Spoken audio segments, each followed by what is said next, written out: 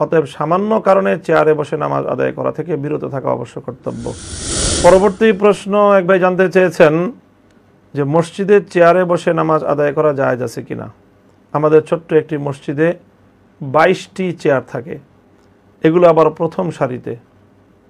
ইমাম সাহেব তেমন কিছু বলেন না। এ বিষয়ে সঠিক মাসআলা জানতে চাই। প্রিয় ভাই, এ বিষয়ে এটি একটি শরঈ মাসআলা সংক্রান্ত জিজ্ঞাসা।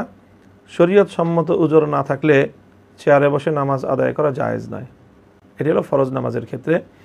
যে ব্যক্তি অসুস্থতার কারণে দাঁড়িয়ে নামাজ পড়তে বা জমিনে বসে ইশারায় বা সরাসরি সিজদা করে নামাজ আদায় করতে অক্ষম, তার জন্য চেয়ারে বসে নামাজ আদায় করা জায়েজ।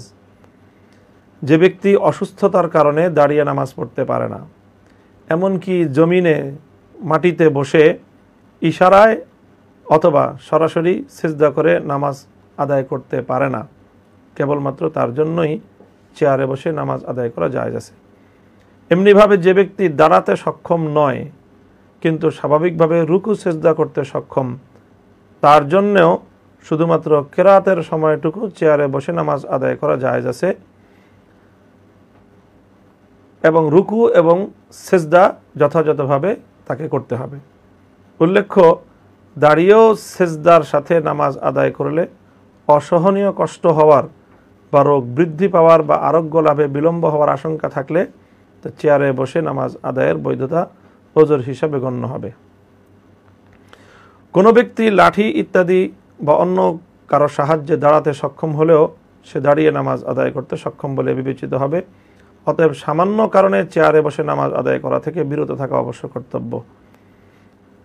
কাতারে চেয়ার রাখার পদ্ধতি হলো, চেয়ার এমনভাবে রাখবে যেন চেয়ারের সামনের পায়া কাতার বরাবর থাকে আর অবশিষ্টাংশ পিছনের দিকে থাকে, যেন দাঁড়ানোর সময় মাজুর ব্যক্তি তার কাঁধ অন্যান্য নামাজির কাঁধ বরাবর সোজা হয়ে যায়। এক্ষেত্রে একটি সমস্যা হয় যে পিছনের যারা মুসল্লি থাকে পেছনের কাতারের, তাদের জন্য সেজদার জায়গা থাকে না। এই কারণে দেখা যায় যে মসজিদগুলোতে যে কাতার বরাবর চেয়ার রাখা হয়, আর তখন চেয়ারে যিনি নামাজ পড়েন তিনি যতটুকু সময় দাঁড়ান অথবা যখন দাঁড়িয়ে নামাজ শুরু করেন, তখন তিনি তার কাতারে অন্যান্য মুসল্লিদের থেকে বেশ খানিকটা সামনের দিকে অগ্রসর হয়ে থাকেন। এই পদ্ধতিটি সঠিক নয়, বরং যখন সে দাঁড়াবে তখন তার কাঁধ কাতারের অন্যান্য মুসল্লিদের কাঁধের সাথে থাকবে। এক্ষেত্রে পিছনের কাতারের মুসল্লিদের সমস্যা হয়, সেই সমস্যার সমাধান করবে হলো যে যারা কাতারে চেয়ার নিয়ে নামাজ পড়তে চায়, চেয়ারের মুসল্লিরা সবাই পেছনে এক চেয়ারের পেছনে আরেক চেয়ার, তার পেছনে আরেক চেয়ার, এইভাবে 2-3 কাতারে অথবা একটার পর একটা কাতারে তারা এভাবে দাঁড়ালে বিষয়টা সুন্দরভাবে এই সমস্যার সমাধান হওয়া সম্ভব। আর যদি সেটা না করা যায় তাহলে যে সেক্ষেত্রে যতটুকু সম্ভব ততটুকু করবে, যে অর্থাৎ কাতারে দাঁড়ানো অন্যান্য মুসল্লিদের সাথে তার কাঁধ যেন বরাবর থাকে দাঁড়ানোর সময়, সেদিকে খেয়াল রাখবে। আর কথা হলো, যদি মাটিতে বসেও রুকু সেজদা করে নামাজ পড়া সম্ভব হয় আর ইশারার মাধ্যমেও, তবুও চেয়ারে না বসে মাটিতে বসে নামাজ পড়বে। অনেক ভাইকে দেখা যায় যে মাটিতে বসে নামাজ পড়ার সামর্থ্য থাকা সত্ত্বেও তারা চেয়ারে বসেই নামাজ পড়েন। এটি ভুল।